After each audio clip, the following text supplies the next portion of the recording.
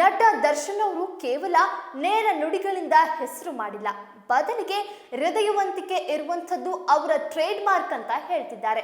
ಈ ಹೇಳಿಕೆ ಕೊಟ್ಟಿರೋದು ಯಾರು? ನೀವೇ ನೋಡಿ. ತಾನು ಬೆಳೆಯುತ್ತಲೇ ಇತರರನ್ನು ಬೆಳೆಸಬೇಕೆಂಬುದು ದರ್ಶನ್ ಅವರ ಗುಣ.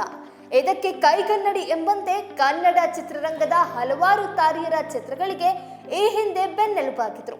ತಮ್ಮ ಚಿತ್ರಕ್ಕೂ ಕೊಡದ ಮಹತ್ವವನ್ನ ಬೇರೆಯವರ ಚಿತ್ರಕ್ಕೆ ನೀಡಿ ಆ ಚಿತ್ರದ ಪ್ರಚಾರವನ್ನ ಕಾಯ ವಾಚ ಮನಸ್ಸಿನಿಂದ ಮಾಡಿದ್ದಾರೆ. ಆದ್ರೆ ದುರ್ದೈವ, ಇದೇ ಸಮಯದಲ್ಲಿ ಅಪವಿತ್ರ ಸಂಬಂಧಕ್ಕೆ ದರ್ಶನ್ ಹಾತೊರೆದಿದ್ದಾರೆ. ಸಹವಾಸ ದೋಷದಿಂದ ತಮ್ಮ ಇಮೇಜ್ ನ ತಾವೇ ಡ್ಯಾಮೇಜ್ ಮಾಡಿಕೊಂಡಿದ್ದಾರೆ. ರೇಣುಕಾ ಸ್ವಾಮಿ ಕೊಲೆ ಪ್ರಕರಣದಲ್ಲಿ ಸಿಲುಕಿಕೊಂಡ್ರು. 1 ವರ್ಷದ ಹಿಂದೆಯೂ ಸೆರೆವಾಸ ಅನುಭವಿಸಿದ್ರು. ಈಗಲೂ ಮತ್ತೆ ದರ್ಶನ್ ಜೈಲು ಪಾಲಾಗಿದ್ದಾರೆ. ಇನ್ನು ಕಳೆದ ವರ್ಷ ದರ್ಶನ್ ಜೈಲು ಪಾಲಾದಾಗ ದರ್ಶನ್ ಅವರ ನಿಜವಾದ ಅಭಿಮಾನಿಗಳು ಮಮ್ಮಲ ಮರುಗಿದ್ರು. ಈ ಕ್ಷಣಕ್ಕೂ ಮರುಗುತ್ತಿದ್ದಾರೆ. ಸಮಾಜಕ್ಕೆ ಉತ್ತಮವಾದ ಸಂದೇಶ ನೀಡಬೇಕಾಗಿದ್ದ ನಮ್ಮ ಹೀರೋ ಹೀಗೆ ದುಷ್ಕೃತ್ಯದ ಪಾಲುದಾರರಾಗಿ ಜೈಲು ಸೇರಿದ್ದಾರಲ್ಲ ಅಂತ ಅಕ್ಷರಶಃ ಕೊರಗುತ್ತಿದ್ದಾರೆ.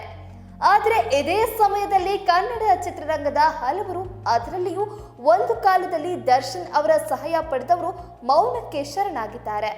ಯಾರ ಪರ ವಹಿಸಬೇಕು, ಯಾರ ವಿರುದ್ಧ ಮಾತನಾಡಬೇಕು ಎನ್ನುವುದು ಗೊತ್ತಾಗದೆ ಗೊಂದಲಕ್ಕೆ ಈಡಾಗಿದ್ದಾರೆ.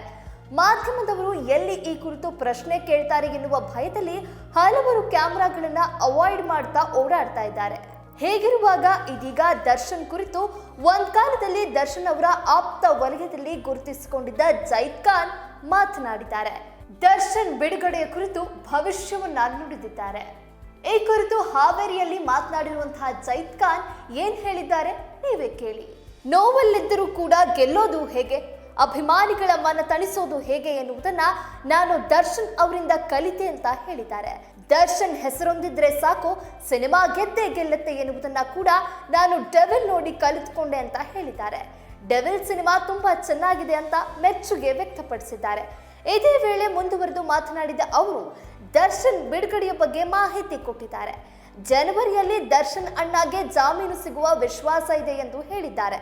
ಒಂದು ವೇಳೆ ಜನವರಿ 23ರ ಒಳಗೆ ಜಾಮೀನು ಸಿಗದೇ ಇದ್ರೆ ನಾನೇ ಜೈಲಿಗೆ ಹೋಗಿ ಅಣ್ಣನ ಆಶೀರ್ವಾದ ಪಡೆದುಕೊಂಡು ಬರ್ತೀನಿ ಅಂತ ಹೇಳಿದ್ದಾರೆ. ಜೈದ್ ಖಾನ್ ದರ್ಶನ್ ಅವರ ಆಶೀರ್ವಾದ ಪಡಿಬೇಕು ಅಂತ ಹೇಳಿರೋದಾದ್ರೂ ಯಾಕೆ? ಇಲ್ಲಿದೆ ನೋಡಿ. ಅಂದಹಾಗೆ ಜೈದ್ ಖಾನ್ ಅಭಿನಯದ ಕಲ್ಟ್ ಜನವರಿ 23ರಂದು ರಾಜ್ಯದೆಲ್ಲೆಡೆ ಬಿಡುಗಡೆಯಾಗ್ತಾ ಇದೆ.